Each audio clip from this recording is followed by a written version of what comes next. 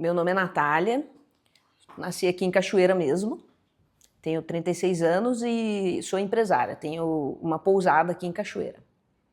Então, eu comecei essa admiração nasceu, eu tinha 14 anos.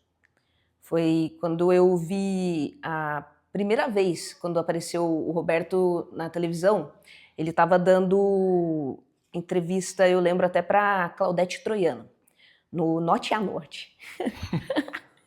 Aí eu vi a presença dele na TV e, assim, acho que a presença de palco dele, né, a forma dele falar, a inteligência dele, acho que me chamou a atenção. E à noite ele estreou o Aprendiz. Dali pra frente, desde o primeiro episódio, nunca mais eu deixei de assistir nenhum programa dele. Eu acho que é essa persistência nas coisas, né, a organização, o modo de fazer acontecer, sabe? Ele é muito sangue no olho, sabe? Faca na caveira, igual ele fala. Ele não aceita o razoável. Ou é o impecável, ou não precisa nem apresentar para ele. Então, eu acho que os jovens hoje estão carentes de bons ídolos. Tem muitas, a oferta é muito grande, mas assim, aquele ídolo mesmo que é referência, tá faltando. E a referência na vida da gente é tudo, é tudo. Ele foi uma excelente referência na minha vida, né? Eu falo que teve os meus pais, os meus avós e ele. Então eu peguei a referência de 3 pessoas muito importantes. E a partir daí, a gente absorve o que é bom e o que não é tão bom, porque nós não somos perfeitos, né? Então, a gente pega o que é bom, absorve e tenta aplicar na vida da gente. Desde que eu comecei a dar presente para ele, eu vi que ele é uma pessoa muito curiosa. Então, eu gosto de sempre surpreender o Roberto com coisas criativas. Porque presentear uma pessoa igual ele, basta ser ir numa loja de grife, numa Gucci, numa Prada, que você resolve. Só que aí não teve ali a coisa do carinho, do pensamento de falar assim, poxa, né? Quando você vai numa Prada, numa Gucci, você vai lá, vou escolher essa camisa aqui, entrego lá e tá tudo bem. Não.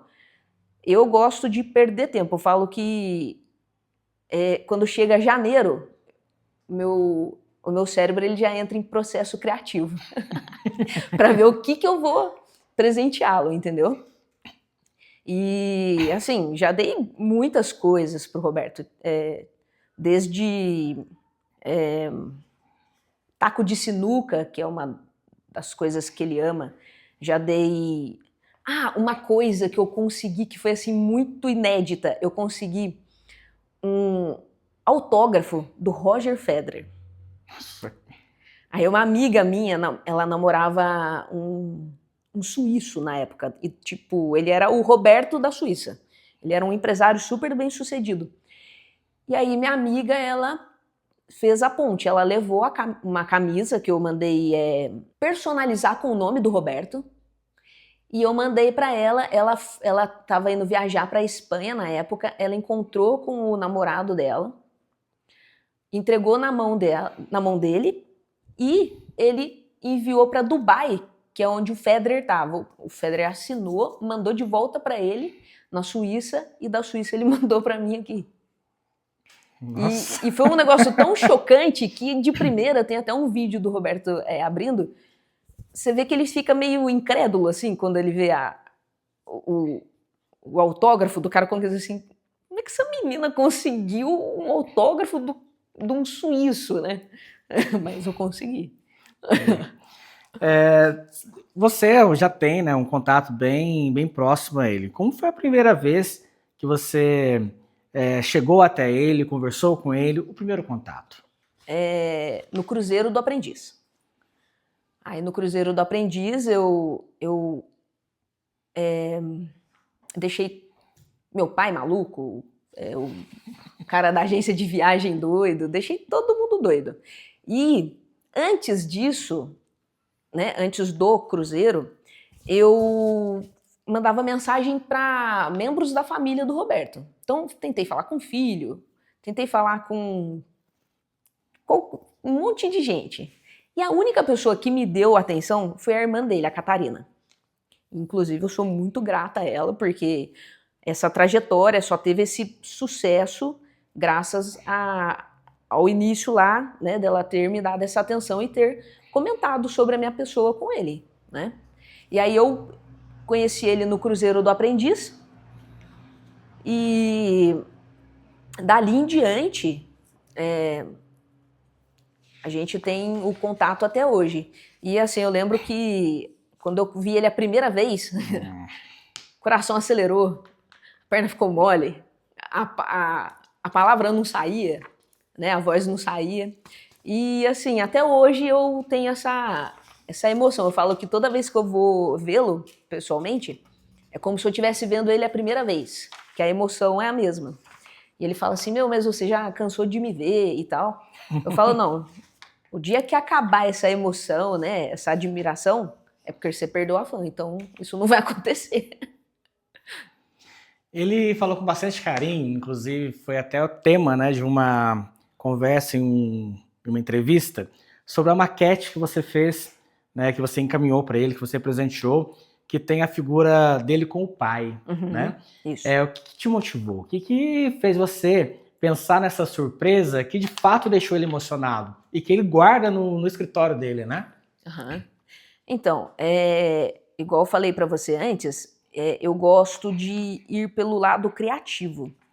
E eu gosto de tocar em coisas que acessem a memória afetiva dele, né? E desse último presente, cada ano que vai passando, a dificuldade vai crescendo, porque eu já utilizei, né, estratégias, né? Muitas estratégias. E aí esse ano não foi diferente. Eu falei, nossa, o que eu vou fazer esse ano?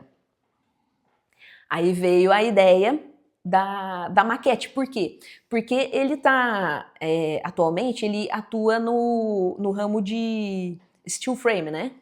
Que é a construção industrializada. E o pai dele, quando veio da Hungria, o pai dele, quando chegou no Brasil, abriu uma construtora também, né? Só que era uma construtora normal, né? Civil.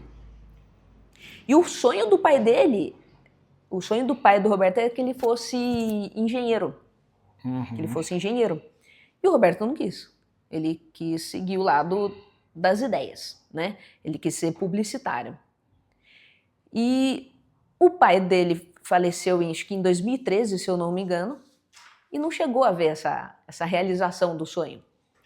E eu também, ele toca na entrevista sobre um livrinho que eu dei para ele. Ali eu falo, né, desde quando o pai dele chegou da Hungria no Brasil até os dias atuais, até a passagem de legado para o Roberto. E a mãe dele tinha um sonho também, que ele fosse artista de TV. Que ele era muito bonito, né, coisa de mãe, né? Muito bonito, desenvolto e tudo mais. E a mãe dele faleceu em 2002. 2002 não, a mãe dele entrou em coma em 2002. E ele estreou na TV em 2004. A mãe dele faleceu em 2004, só que ela estava em coma já há 2 anos, então ela não chegou a ver ele na TV também. Então são 2 sonhos de 2 pais que ele acabou realizando, só que sem os pais estarem presentes, né? Em vida, né? Então me inspirou dessa forma. Eu falei assim, poxa, eu vou colocar a fachada do prédio do pai e a fachada do prédio dele, como se fosse o encontro, né, dos dois, né? A passagem de legado e o passado conversando com o presente, né? E que ambos foram bem-sucedidos. E coloquei ele com o pai, né? No meio da rua ali. No meu casamento. Então, eu casei em 2018 e eu lembro até que eu tava...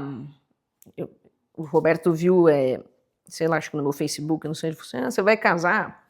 Falei, você vai me convidar? Falei, glória a Deus, né? Não vou precisar, né, nem ficar planejando algo para convidá-la, né? Ele já, né, meio que falou, já vai me convidar? Vou, claro.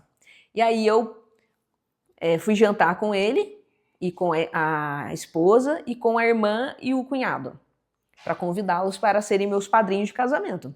E ele aceitou.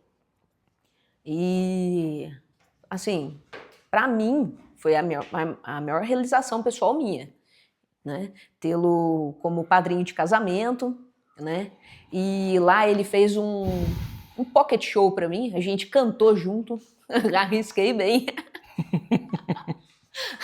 Mas eu não podia perder essa oportunidade da vida, né? Fui lá, cantei em inglês com ele, em inglês ainda, pra você ver. Ousado. Cantamos junto e foi espetacular, sensacional. Eu acho que eu agradeceria ele, né? Por ele ter sido essa figura importante, né? Na minha vida, né? Por ser tão, assim, atencioso, carinhoso quando eu estou na presença dele, quando eu vou visitá-lo, né?